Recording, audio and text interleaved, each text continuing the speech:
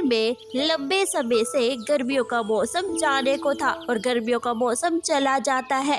वो सारे पंछी लकड़ियाँ जमा करने में लग जाते हैं। लकड़ियाँ जमा करके वो घर ले जाते हैं ताकि सर्दी में लकड़ियाँ जलाकर अपने घरों को गर्म रख सके।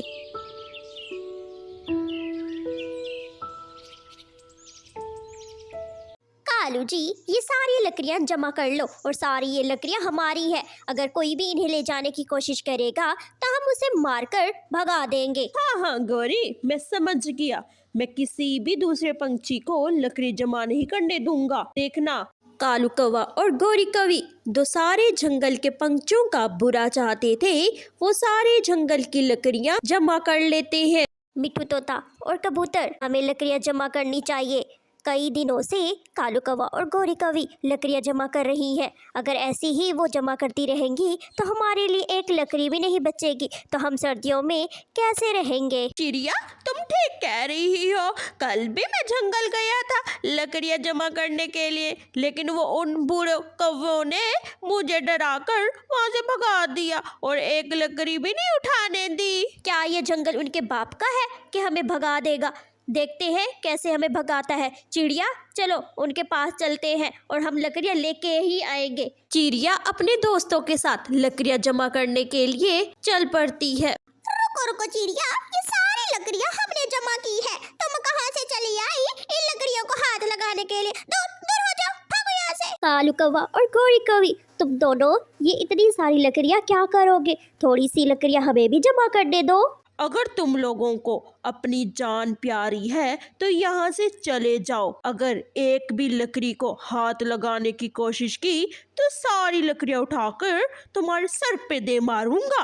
फिर ना कहना कि है हमें लग गई। आओ मारो मारो मुझे, देखता हूँ कैसे मारते हो तुम मुझे। नहीं कबूतर भाई, हम इन कौवों से नहीं लड़ेंगे। हम दूसरे जंगल जाके लकड़ियाँ जमा कर लेंगे। चलो हम यहाँ से चलते हैं। चिड़िया अपने दोस्तों को लेकर दूसरे जंगल चल पड़ती है, लेकिन सारा जंगल छानने के बाद कहीं भी एक सूखी लकड़ी ना मिली। चिड़िया बहन, सारा जंगल छान मारा, यहाँ तो एक सूखी लकड़ी तक ना मिली। कबूतर भाई, हमें ऐसा करना होगा। लकड़ियाँ तो नहीं मिल रही, लेकिन ऐसा करते हैं, दाना ढूंढ लेते हैं, अच्छे अच्छे फल ढूंढ लेते हैं, जिससे हमारा घर फल और दाने से भरा रहेगा और हम बाहर दाना ढूंढने भी नहीं जा सकेंगे और घर के अंदर ही बैठे रहेंगे। इससे हमें सर्दी भी नहीं लगेगी। चिड़िया और उसके दोस्त लकड़ियों को छोड़कर दाने की तलाश करते हैं और वो एक मैदान में जाकर उन्हें बहुत सारे दाने मिलते हैं। दाने तोड़ तोड़ कर वो अपने घर जमा करते हैं। कौवा और कवि लकड़ियाँ जमा करते हैं। उन्हें लकड़ियाँ जमा करने के अलावा और कोई काम नहीं था। लकड़ियाँ जमा करते करते कालू कौवे का घर भर जाता है।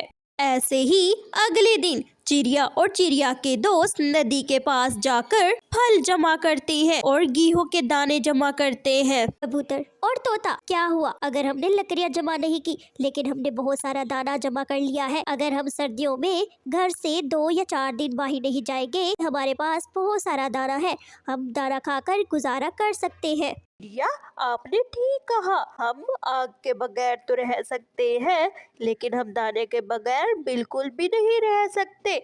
हमने अच्छा किया कि लकड़ियों को छोड़कर हमने दाना इकट्ठा किया।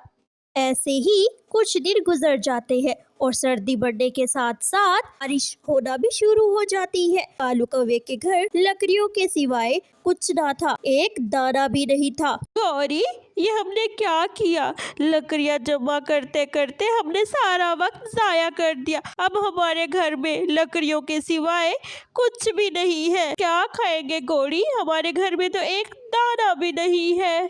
कालू, मुझे तो जोरों से भूख लगी है। क्या अब मैं इन लकड़ियों को खाऊं? हाँ, लकड़ियाँ जमा करते करते भूल ही गए कि दाना भी इकट्ठा करना है। अब मुझे भूख लगी है। कालू, तुम कुछ करो, जाओ कहीं से दाना ले आओ। ऐसे ही कालू कौवा तेज बारिश में घर से बाहर निकलता है और कबूतर के घर जाता है। तोते तोते, मेरे दोस्त, मेरे प्यारे दोस्त, मेरे भाई, जल्दी से दरवाजा खोलो, मुझे 2-3 दाने दे दो। चले जाओ लालची कौवे, जाओ वही लकड़ियां जाकर खाओ जिन्हें जमा करने से हमें रोक रहे थे। जाओ जाओ खाओ।